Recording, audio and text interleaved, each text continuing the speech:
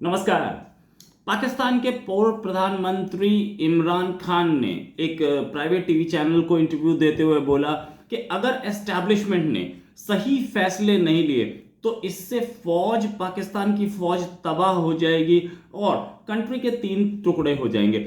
ये बात भले ही लोगों को पसंद ना आए, भले ही एस्टैब्लिशमेंट को पसंद ना आए, फौज को पसंद ना आए, फौज एस्टैब्लिशमेंट दोनों एक ही चीज़ है पाकिस्तान में, बाकी जगह अलग होते होंगे। भले ही फौज को पसंद ना आए लेकिन उन्होंने तो बोल दी। वो दिखाना चाह रहे हैं कि देखो कितना सीरियस है ये जो इंपोर्टेड हुकूमत आके बैठी है, कितनी सीरियस है, इनकी फॉरेन पॉलिसी खराब है, ये खराब है और मैं ही सही था। पता नहीं पाकिस्तान के लोग इसे कैसे ले रहे हैं, लेकिन ये इशू बहुत सीरियस है।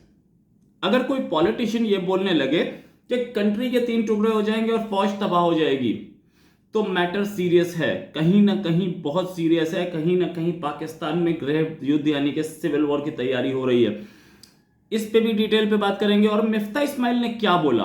मिफ्ता इस्माइल ने बताई उस सस्ते रशियन तेल की असलियत जो बोलते आ रहे हैं बहुत टाइम से इमरान खान के, हम भी ले सकते थे उससे पहले। अगर आपने अब तक इस चैनल को सब्सक्राइब नहीं किया है तो सब्सक्राइब का बटन दबाएं, बेल आइकन दबाएं ताकि आपको हमारी लेटेस्ट खबरें मिलती रहें। अब आते हैं इस पर। मिफ्ता इस्माइल ने अभी एक CNN को इंटरव्यू दिया, बेकी एंडरसन को, और उसमें उनसे पूछा गया क्या सस्ता तेल रशिया से लेने का ऑप्शन है आपके हाथ में। तो मिफ्ता इस्माइल ने बोला कि देखो, सस्ता तेल लेने का ऑप्शन हमारे हाथ में नहीं है क्योंकि सैंक्शंस लग सकते हैं और अभी हमारे बैंक्स जो हैं वो रशिया को पेमेंट भी नहीं दे सकते। लेकिन उन्होंने इस इमरान खान के इस झूठ की पोल जरूर खोली जिसमें उन्होंने बोला था कि देखो इंडिया सस्ता तेल ले रहा है, उनकी फॉरेन पॉलिसी बड़ी अच्छी है। ये झूठ नहीं था। इंडिया ले रहा है सस्ता तेल। इंडिया ने रिकॉर्ड लेवल पे रशिया से तेल लिया है, जितना चाइना नहीं रह रहा है उससे ज्यादा इंडिया ले रहा है। इस समय सस्ता तेल आ रहा है और इंडिया में अब वो पेट्रोल पंप्स पे अवेलेबल है। लेकिन उन्होंने ये बोला कि हम भी सस्ता तेल ले सकते थे। मिफ्ता इस्माइल ने इस झूठ की पोल खोली और ये बताया कि देखो, एक चिट्ठी लिखी थी इमरान खान सरकार ने रशिया को, जिसमें ये बोला था कि हमें सस्ता तेल दीजिए, हम ले लेंगे। वो चिट्ठी गई और चिट्ठी जाने के बाद उस पर कोई जवाब नहीं आया। इमरान खान के टेन्योर में, इमरान खान जब तक प्रधानमंत्री रहे, उसके बाद शहबाज शरीफ प्रधानमंत्री हैं, अब तक उस पर कोई जवाब नहीं आया। इसका मतलब रशिया पाकिस्तान को सस्ता तेल देना ही नहीं चाहता। अब क्यों नहीं देना चाहता? क्योंकि इंडिया एक इकोनॉमी है बहुत बड़ी और इंडिया वर्ल्ड के लार्जेस्ट इंपोर्टर्स ऑफ ऑयल में से है। तो मतलब जो बल्क ऑर्डर मार रहा है उसको आप सस्ता देंगे। हमेशा होता है, आप अपने पड़ोस वाली दुकान पे भी जाइए, आप एक सामान खरीदेंगे तो आपको डिस्काउंट ना मिले, शायद अगर 50 खरीद रहे हैं तो डिस्काउंट वो दे सकता है, बहुत आराम से मिलता है। ये इंडिया के साथ भी हुआ और इंडिया बल्क में पैसा देगा, उसका डॉलर्स में देगा या रूबल में देगा, जैसे भी देगा, लेकिन इंडिया बल्क में देगा। ये एक चीज। दूसरी चीज, इंडिया के जो पावर है, soft power, hard power, economic power, इससे मैच ही नहीं कर सकता पाकिस्तान। बहुत बड़ी असलियत है। हर कंट्री चाहता है इंडिया उसके फेवर में रहे और इंडिया भी अपने आप को न्यूट्रलाइज करके चल रहा है। इंडिया भी अपने आप को बिल्कुल ऐसे दिखा रहा है कि वो न्यूट्रल है इस पूरे गेम में। एक तरफ क्वाड में हमारे प्राइम मिनिस्टर जापान में थे अमेरिकन प्रेसिडेंट के साथ, उसी क्वाड की स्टेटमेंट में रशिया का नाम डाला जा रहा था और प्राइम मिनिस्टर मोदी के कहने पे ही, के रिक्वेस्ट पे ही, उस स्टेटमेंट से, जो ज्वाइंट स्टेटमेंट था, उससे रशिया का नाम हटा दिया गया। तो ये देखने वाली बात है। एक तो हम चाह रहे हैं कि हम रशिया के साथ भी दोस्ती रखें और अमेरिका के साथ भी रखें, और बाकी लोग, बाकी कंट्रीज ये चाह रहे हैं कि ठीक है तुम दोस्ती रखो, हमें कोई प्रॉब्लम नहीं है।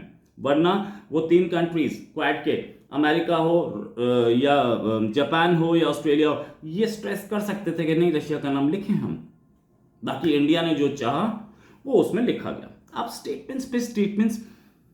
दूसरी चीज एक ये कि तेल नहीं मिला, आपका क्लाउट नहीं है, इंटरनेशनल क्लाउट ऐसा नहीं है, आपके लेटर का जवाब तक नहीं आया।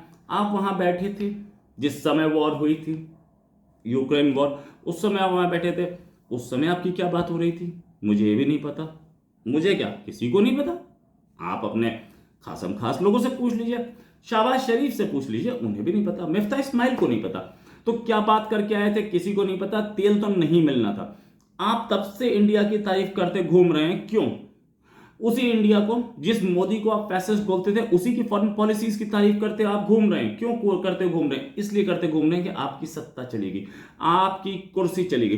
अब ये जो नया शगुफा है, कि नया शगुफा है या धमकी है, जो भी है, कि कंट्री टूट जाएगा 3 पार्ट्स में, कंट्री टूटेगा नहीं टूटेगा, ऐसा स्टेटमेंट तो आज तक इंडिया ने नहीं दिया, इंडिया की किसी पॉलिटिकल पार्टी ने नहीं किया, इसी इंडिया के किसी प्राइम मिनिस्टर ने नहीं दिया। 71 की बात अलग है, 71 में लड़ाई हुई थी, जंग हुई थी, स्टेटमेंट नहीं थे, और आज भी नहीं। न राजीव गांधी ने दिए, न मनमोहन सिंह ने दिए, न प्राइम मिनिस्टर मोदी ने दिए। लेकिन एक कंट्री का फॉर्मर प्राइम मिनिस्टर खुद बोल रहा है कि कंट्री टूट जाएगा, तो ये एक सीरियस इशू बनता है, ये देशद्रोह का मुकदमा बनता है इस पे, जो कि हो सकता है चल भी जाए।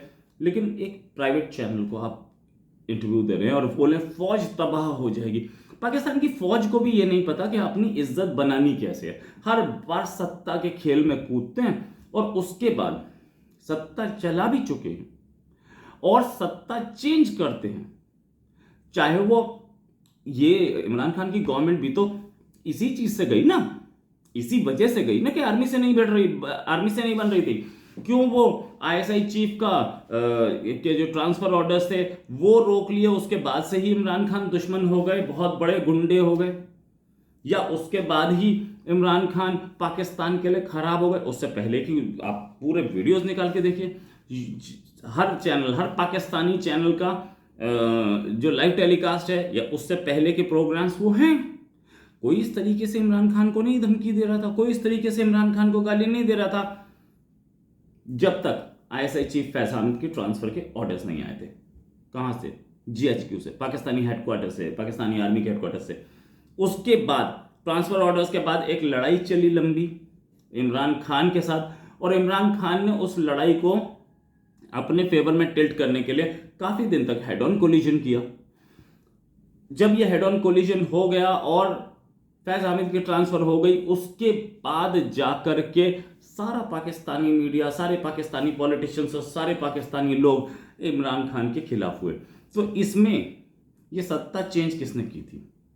उससे पहले भी महंगाई थी, तेल की कीमतें उससे पहले भी बढ़ रही थी, और चीजें भी प्रॉब्लम दे रही थी, सारी परेशानियां हुई थी, कंट्री तो वही था ना। तो पाकिस्तानी आर्मी को भी बार बार घुस करके पाकिस्तानी पॉलिटिक्स में अपनी टांग अड़ानी होती है। तो अगर आप सत्ता बार बार चेंज करेंगे, पब्लिक ने जिस आदमी को इलेक्ट करके भेजा है उस इलेक्टेड गवर्नमेंट को आप हटा देंगे, तो यही तो रिएक्शन होगा, और क्या होगा। और उसके बाद पाकिस्तानी आर्मी चाहती है, डीजी आईएसपीआर बोलते हैं कि फौज के खिलाफ कुछ बोला तो उसे फौज ठीक से नहीं लेगी, फौज उस पर एक्शन लेगी। लेकिन क्या एक्शन लोगे? आपने खुद ही तो ये अपनी बदनामी खुद तो कराई है फौज ने। पाकिस्तानी आर्मी हर बार सत्ता के नशे में पापा जॉन्स के आउटलेट खरीदने के लिए आप घुस जाते हैं सरकार के मामलों में, और उसके बाद बदनामी तो होगी ना। जब आप कंट्री के मामलों में इंटरफेरेंस करेंगे तो कंट्री के लोग आपको जरूर गाली देंगे, और यही रीजन है कि आज भी गालियां दी जा रही हैं। यही रीजन है कि आज भी सड़कों पर फौज के खिलाफ लोग बोल रहे हैं। ये जो स्टेटमेंट था इमरान खान का, बहुत बड़ा स्टेटमेंट था। अब इसके बाद देखना फौज को है या शहबाज शरीफ को है कि कंट्री का क्या होगा और इमरान खान का क्या होने वाला है। इसी के साथ एक और खबर के साथ हाजिर होंगे। नमस्कार, जय हिंद।